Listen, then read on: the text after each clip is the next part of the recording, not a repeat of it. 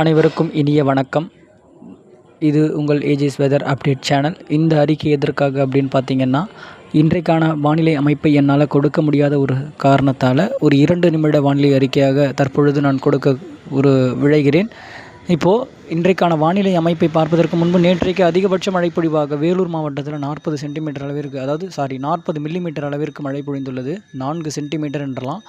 இப்போ இப்படிப்பட்ட ஒரு மழைப்பொழிவையும் மற்றும் இந்த வேலூர், திருப்பத்தூர், அப்படி பார்த்திங்கன்னா தஞ்சாவூர் மாவட்டத்தில் ஓரிரு இடங்கள்லையும், தேனி, இது போன்ற மேற்கு தொடர்ச்சி மலை மாவட்டங்களில் சில பகுதிகளில் மழை பொழிந்துள்ளது.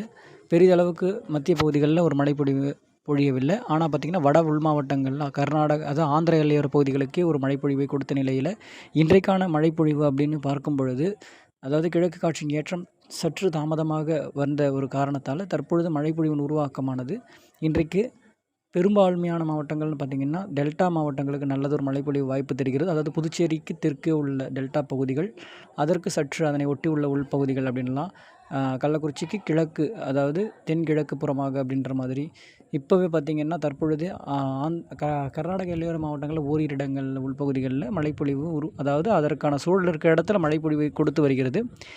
இப்போது இப்படிப்பட்ட ஒரு சூழ்நிலை காலகட்டத்தில் கொடைக்கானல் மலைமறைக்கும் பகுதிகளான திண்டுக்கல் பகுதி, தேனி மாவட்டத்தின் சில பகுதிகளில் ஆங்காங்கே அப்படின்ற மாதிரி ஒரு மழைப்பொழிவு கொடுக்கும் என எதிர்பார்க்கப்படுகிறது. குறிப்பிட்டு சொல்லணும் அப்படின்னா, திருச்சிக்கு மேற்கு புறமாக அப்படின்ற மாதிரி மழைப்பொழிவின் உருவாக்கமானது இது படிப்படியாக வரும் மணி நேரங்களில் இது டெல்டா அப்படின்ற மாதிரி நோக்கி வரும் என எதிர்பார்க்கப்படுகிறது. நள்ளிரவு வேளையில் மழைப்பொழிவு டெல்டா மாவட்டங்களுக்கு காத்திருக்கிறது சொல்லணும். குறிப்பாக திருச்சி, தஞ்சாவூர், திருவாரூர் போன்ற பகுதிகளில், பெரம்பலூர், இந்த அரியலூர் மாவட்டம் பகுதிகளில், அடுத்தபடியாக கடலூர் போன்ற மாவட்டங்கள் மற்றும் புதுச்சேரி, காரைக்கால், இந்த ஜோனில் இன்றைக்கி ஒரு மழைப்பொழிவிற்கான ஒரு சாதக சூழ்நிலை தெரிகிறது. இதனைத் தொடர்ந்து அடுத்த நாட்கள் அப்படின்றபொழுது ஆங்காங்கே அப்படின்ற மாதிரி இருக்கக்கூடிய ஒரு சூழ்நிலையாக இருந்தாலும், ஒரு 10 தேதிக்கு பிறகாக நாம் ஏற்கனவே அறிவித்திருக்கிறோம், ஓரிரு நாட்கள் குறைந்த பரப்பில் காணப்படும். ஒரு நாள் அந்த காற்றின் போக்கை ஏற்படுத்தக்கூடிய ஒரு அமைப்புகள் மாறுபடக்கூடிய சூழ்நிலை இருக்கும் பொழுது நமக்கு மழைப்பொழிவும் வரும்.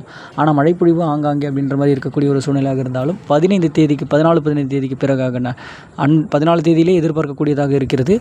14, 15 தேதிக்கு நல்லதொரு மழைப்பொழிவு பார்த்திங்கன்னா தமிழகம் கண்டிப்பாக இந்த கோடையில் ஒரு சிறப்பான கோடை மழை இருக்குது அப்படின்னு சொல்லலாம்.